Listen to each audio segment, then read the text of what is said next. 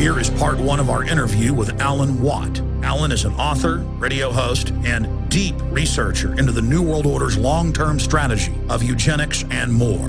I'm Alan Watt, and I've been following politics and geopolitics for a good part of my life. I didn't start off deliberately going out to find out everything that was possibly going on. In fact, I had no idea, to be honest with you, how vast the scale of an agenda, a political agenda, is when you're bringing in a global society. Wars have many different purposes. Economics is only simply one big part of it, but cultural change and the building of empire through the defeated nations joining in leagues.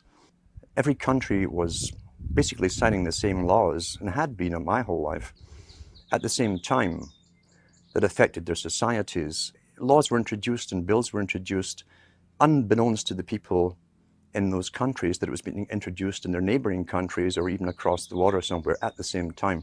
I realized there was already a governmental control, obviously, that coordinated all of this, and it led me into the United Nations. For every single department of government you have on a federal, local, county, state, provincial level, the United Nations had an equivalent department to deal with everything. It was already set up, in fact, to be global government.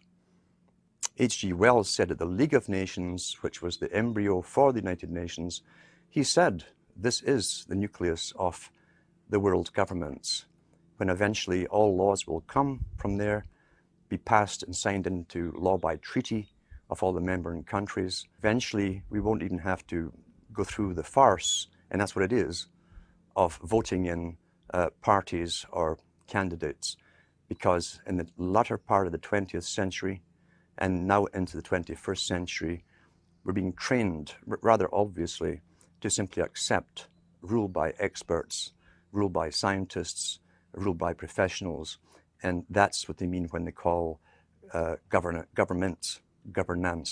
That's the term used. How do you get a domesticated herd to move from a field, a system in which it's been grazing for 20, 50 years, this kind of system, to this field over here, this new field? Because we have reluctance to change. We like familiarity, we like routine, you see. You do it by various techniques, one of which is revolution. Most revolutions are bloodless. You have cultural revolutions, sexual revolutions. Along with that comes the music revolutions, etc. These literally are designed to alter and direct culture, knowing what kind of culture they'll have at the very end of it too. They know exactly what kind of culture they want to come out of it. You also can do it through crisis creation. Crisis after crisis has been hit on the people of the world since 9/11 happened. And we must understand that the techniques that are used abroad are also used at home in warfare. And we heard the term shock and awe. Shock and awe on the hard force level, as they call it, is bombs, all kinds of acoustic equipment to nullify enemies, scare the hell out of them through voice to skull and so on, which was used in Gulf War I, and it's all over the British media. But you can also use shock and awe on your domestic people again. You do it by crisis after crisis until the public are so terrified. See, the average person has a sort of confidence that they build up where they think, I can manage most things that come my way. Whatever little crisis in my life, what happens to other people, I can deal with. When all those around you are getting scared at the same time as you because they're losing their jobs, they've been threatened with pandemics, terrorists everywhere, terrifying people to even get on subways, and so on. And all those around you, as I say, are also in the same boats. You tend to be more easily directed by the powers that be that come out and speak with authority and confidence over you. That's why they give you a guy like Obama, who's trained in oratory. He was trained in oratory, not in truth, but in oratory, the technique of persuasion. Shock and awe, as I say, is a technique of making a person and a whole population punch drunk And each one of those fears, you see, you understand, the average person can handle one major crisis in their personal life, maybe two at the same time. It's understood in psychology and many studies that if you have maybe 3 to 4 crises hitting you personally in your life at the same time, you will literally go into an incredible depression, a reactive depression. You can't cope. That's understood. Apply that technique on a whole population. The thing is, there's not one of these crises that we're being told about that you personally can do anything about. What can you do about terrorism if it really exists all over the place? It's out of your hands, you're helpless. What can you do about a coming pandemic?